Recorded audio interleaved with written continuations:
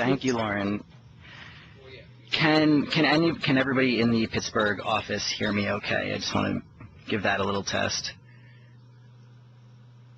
Not 100% sure they can, but we are recording it, Jordan, so we'll definitely make sure Alexis and Jess have the opportunity to watch it again. Okay, great. Anybody else who couldn't make it? Okay. All right. Well, thank you, everybody, for coming.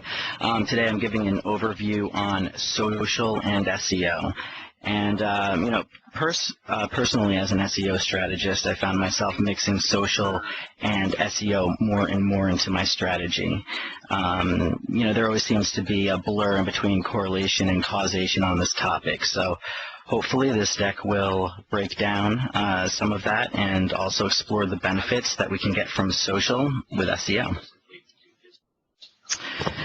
So we're going to be going over Google, authorship and publisher, local profiles, Twitter, Open Graph, and other social tactics in this presentation. So to start off, social media has SEO value, and I know that, again, this is talked about amongst the community, and there are, a variety of thoughts on how much value it actually has. So there are two studies that have shown correlations in between social signals and rankings done by Moz and also Search Metrics. These are recent studies, and I believe they use the Spearman correlation methods to actually, when they did them.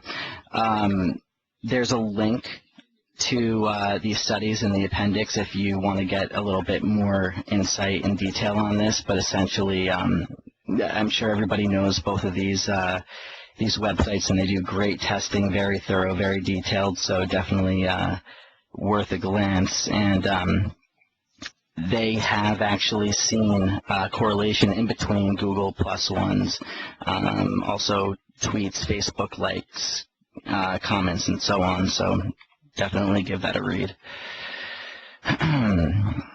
So jumping into Google authorship, a little fun fact for you. According to estimated statistics, social sharing on Google Plus will surpass Facebook by 2016. And that's a statement made by Search Metrics. So with Google authorship, I know a lot of you guys are familiar with this, and probably one of my favorite SEO social tags to actually implement. If you are a writer, Google authorship tags are a way to link your writing and your Google Plus profile. You can only link a personal profile, not a company page, when you actually use this tag, and I think that's something to keep in mind. It's one of the most common questions I get when I'm explaining the authorship tag to people. They say, oh, we don't have an author that writes our content, but can we use our business page? And that is not the case. There has been a drop, however, recently in the frequency that Google displays authorship snippets. So it has been reduced, within the last few months. However, that said, if you do a Google search and somebody has an article ranked that they have linked their Google Plus profile to, their picture will show up as a rich snippet next to it. This has great benefits. I think the first and foremost is it improves click-through rate. Google Webmaster Reporting also has an included feature that will show metrics on the authorship snippet, and it also provides increased trust and added authority within the niche, and that kind of gets into a concept called author rank. So the implementation of this is actually very simple. There's a lot of different ways of doing it, and I've provided a link in the notes if you guys want to explore all of the different ways. But essentially, one of the most common and the one that I favor the most is simply by taking your name and hyperlinking it with your Google Plus account, adding a rel equals author attribute to that hyperlink. So essentially it would be done by, you have written an article at the end, you say by Jordan Rombo. Jordan Rombo will be substituted with the URL of my Google Plus page, and if you see in the first bullet at the very end of that, where it says Google Plus page URL, it says rel equals author, and that is the actual authorship tag.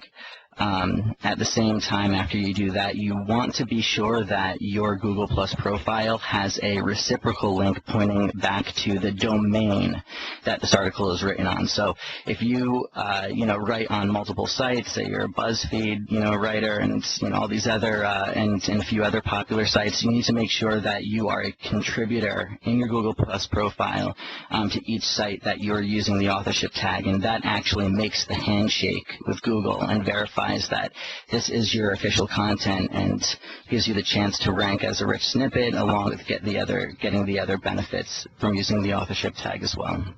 Hey, Jordan, I have a question. Yeah. In the first bullet under number 1, you have a URL and then rel equals author. And then in the example in the bottom with the picture on Chris, I can't read his last name, you have question mark rel equals author. Is it both, or is one correct and the other is not? It's both, and I actually use the question mark rel equals author more commonly than the one above.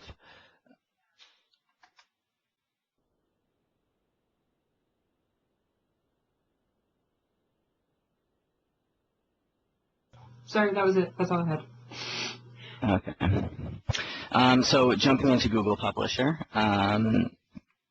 Google Publisher is a lot like Google Authorship, however, it focuses on the business page, not the personal profile page of Google+. So it actually, when you use this tag, it links the business's Google+ profile to the actual business's website. There's a lot of different benefits with this. Most commonly, you will get a you'll get visibility in the knowledge graph. It also produces added relevancy in the SERP for branded searches, and additionally you can do a Google search using the plus command, and this actually allows you to search Google Plus business pages, so it will enable that as well too. Hey Jordan, this Yeah. is Tony. Have you ever seen any site that managed to incorporate both authorship and publisher at the same time? Yeah. So, if you actually bring the if you actually implement both of them into a page and bring it into the Google structured data testing tool, it will show that both of them are verified, that it does see a publisher tag and it also sees an authorship tag.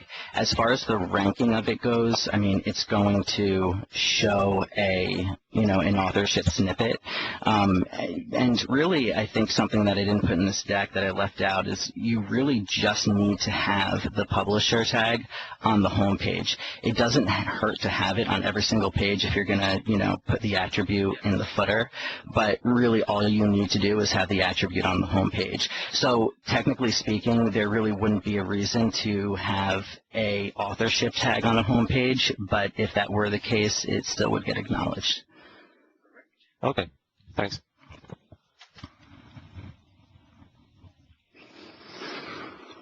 And so implementation for this is similar to the same with the authorship tag. It's essentially putting a rel tag in the link back to your Google Plus business page.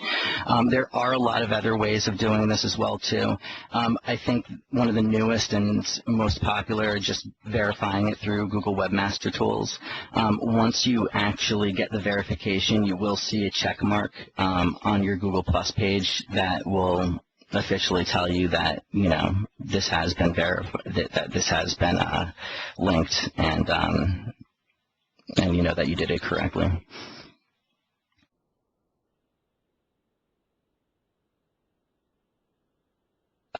So jumping into local optimization, just another little fun fact: of the 30 billion mobile searches a year, 12 billion are local. It is widely expected that in the near future, local searches will account for over half of all mobile searches annually.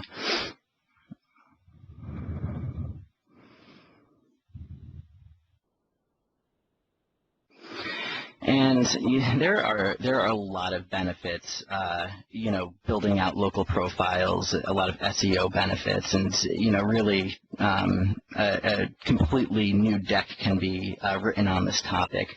But at a very high level, all top search engines actually give you an ability to build a local profile page. That's Google Places, Bing Places, Yahoo Local. Amongst that, there are tons of other services as well that do that. Now, the benefits of doing this, I think among the top are, it's another way to gain SERP real estate. It's also a great way to build links to your site. As you build out these local profiles, it always, has a field for a link back to your actual business page. I've also noticed that this does help a lot with semantic associations with the search engine. If you have a lot of different local profiles, pointing to one official page, but there's like a lot of different, brand variations, let's say around that keyword, it will help with a semantic association to the correct brand. And it's also great for optimizing businesses and smartphone apps such as Google Maps. I think really the important call out here is that through a Moz study, about 16.5% of the ranking factors actually came down to social, if you take a look at the pie chart to the right.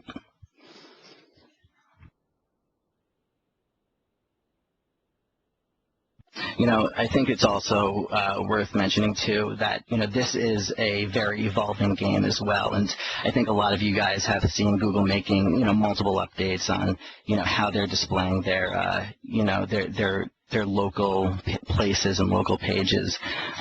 Additionally, the way that things are getting ranked and, keywords actually, being in the comments of certain sites and having long tail keyword phrases actually assisting with that as well.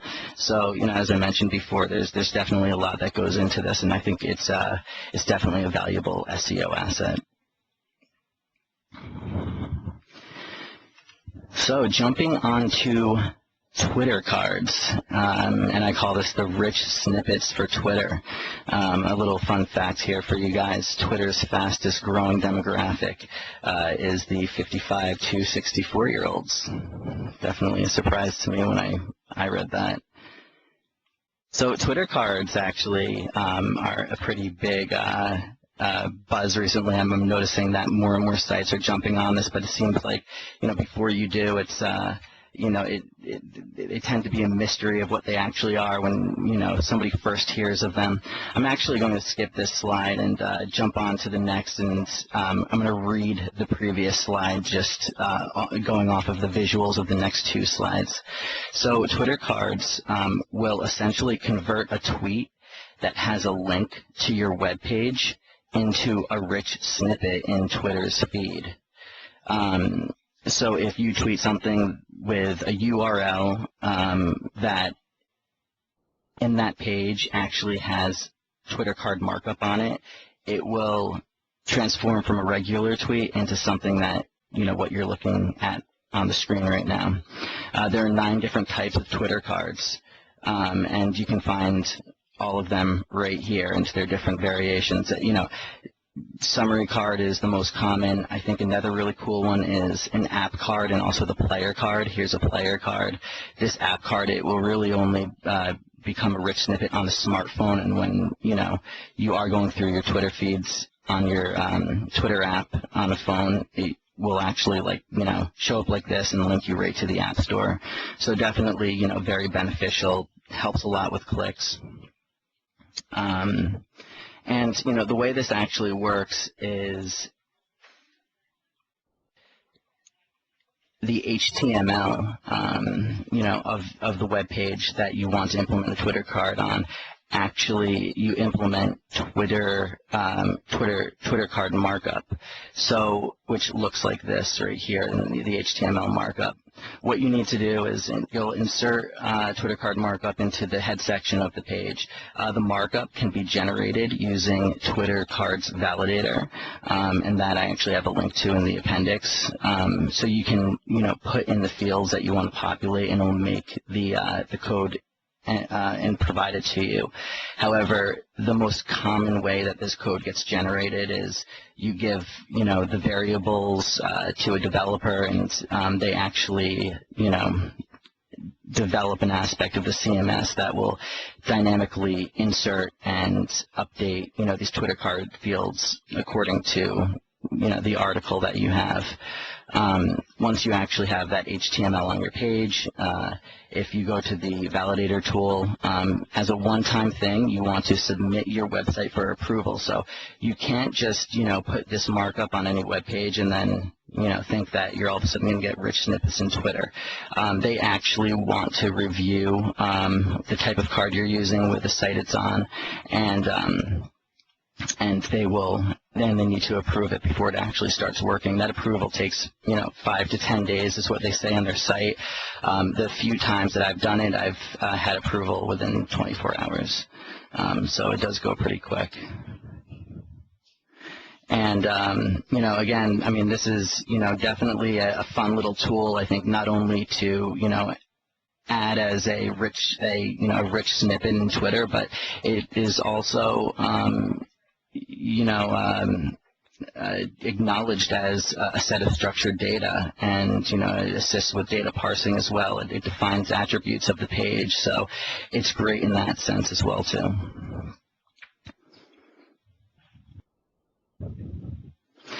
So Open Graph for social media, and this is something that has become very popular, and I see more sites use it than not use it. Essentially, Open Graph is a protocol that enables a web page to become a rich object in a social graph, and this works by adding HTML markup again into the head of that page. So really the first benefit to this is that it helps with data parsing, especially, you know, when you have a page and you want to get links to your page with the, you know, the growth of social media and how much, you know, people are sharing. This really, I think the biggest benefit is controls how you want your link to be displayed when it is shared on a site like Facebook. So as you can see, if you define, you know, certain Open Graph protocols, like what image so when somebody pastes, you know, the URL into Facebook, it will actually serve the image that, you know, you want populated, what the headline is going to be, and also the description. Without this, Facebook, you know, goes on its own to figure out how to parse that data and populate it itself, and it doesn't always look pretty. Another benefit of this is that it's very helpful for Facebook's graph rank algorithm, and Google recognizes the Open Graph protocol as structured data. So no matter what, you know, you're assisting spiders and also social networks with data parsing. And, you know, again, as I mentioned before, I think the biggest benefit is just, you know, controlling how a link is going to look. Implementation to this is pretty easy as well. You're essentially defining variables in the head section, and here's a few examples of what that would look like. You're using, because it's in the head, it's metadata, and essentially you're defining the variable OG : URL in this case, and then you just put the URL of the page, what you want the description to be, also what image you want it to serve, and it works from there.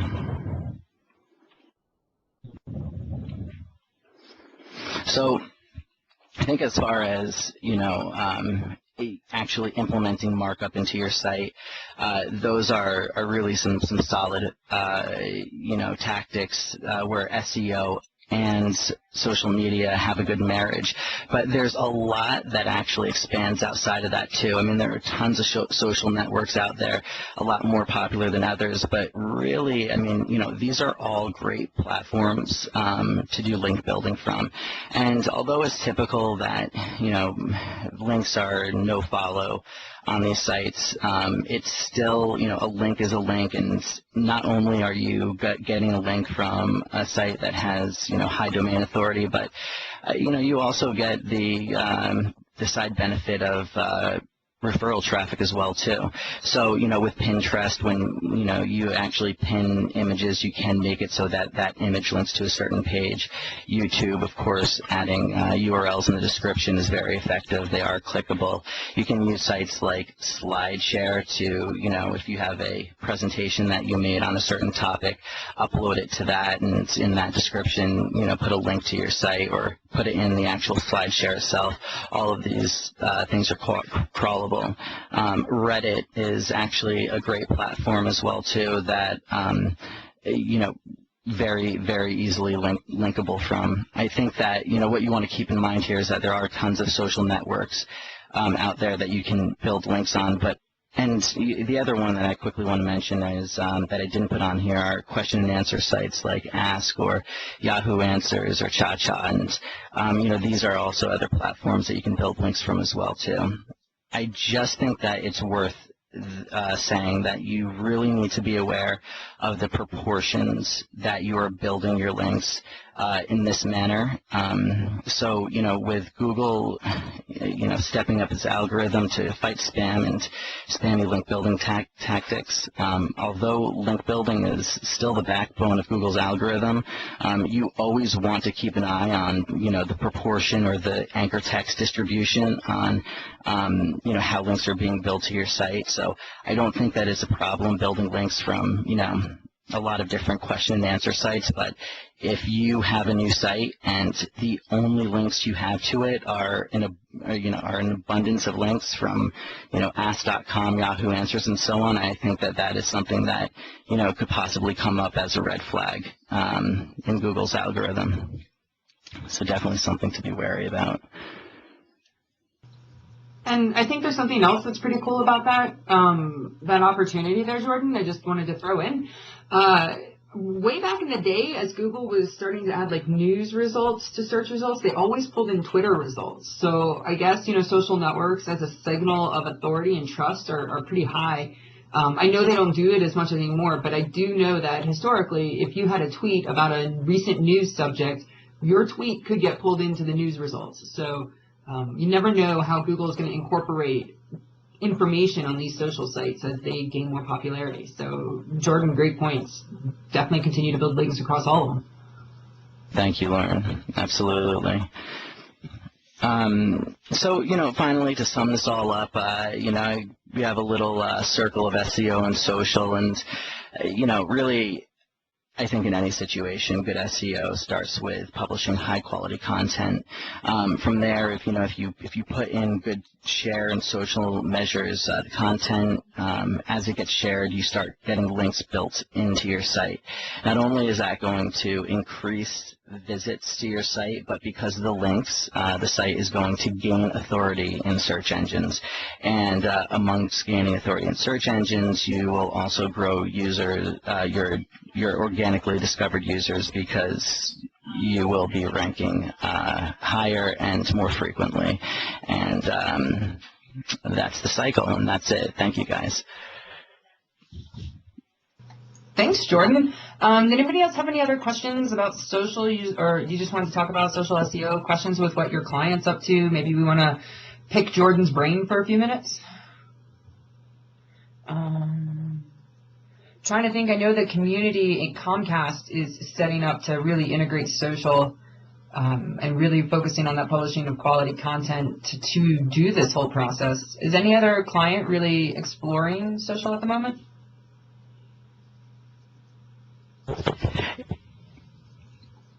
No? No one's clients exploring social? So USAA is doing some social things, but we have our own separate social team. integrated into Merkle, and they're working on building kind of like an experience hub which houses all the promotions, which will be cool. I don't know too much about it yet because it's in the beginning stages, but I can definitely keep you guys updated. Yeah, maybe they would be interested in seeing this PowerPoint from Jordan or this recording. Possibly, yeah. Yeah, cool. Well, that's cool. United. All right, anybody else? Yeah, United, we're making like a high-level push towards rel equals authorship. And Jordan, quick question. When you link your Google Plus with the rel equals authorship at the end, does that use your Google Plus profile image as what shows up in the SERPs? Yes, it does. And Jordan, about how long did it take you to see that connection once you implemented it? So I actually, when I've done, like, in the past, within, I think, less than a week, when I first started running the tests at a previous company that I worked at, I started seeing rich snippet results after the attribute was implemented in. So, I think the thing to really note here is that, within the last, few months, Google has really reduced the amount of times it will display a web page that has the Google Plus authorship tag on it with a rich snippet. So in other words, if you go ahead and you implement the authorship tag, you're not guaranteed to have your profile picture show up. And so it really testing implementation is what you're saying. Google Plus? Yeah, they're just still testing how they're going to implement the results. Yeah, I mean, I think that's a big part of it. From when I was doing studying on it, really I think the main thing came down to they felt that it was, a lot of people started using it, I think, focused in the SEO field, and it really started overpopulating the SERPs, and they just don't want every single listing to have a picture next to it. So they did something, and they tweaked their algorithm to where it will still show up, but it won't show up in all instances. And I've actually spent a lot of time to figure out what is it, what algorithm or what signals are being used to determine what profiles come up as a rich snippet and what don't with the authorship tag. And I've struggled to come up with a definitive answer. Okay, well maybe that's something you can continue to monitor, and maybe someday we'll see something. We'll be able to follow up on this and do it again and talk about all that sort of stuff, timing, implementation, and time to impact. So we can start quoting it for other clients. That'd be cool. I have a question in terms of social for local SEO. Do you have any kind of advanced advice for those kind of? Tony, that's a great question. In fact, Jordan and crud, was it Alexis?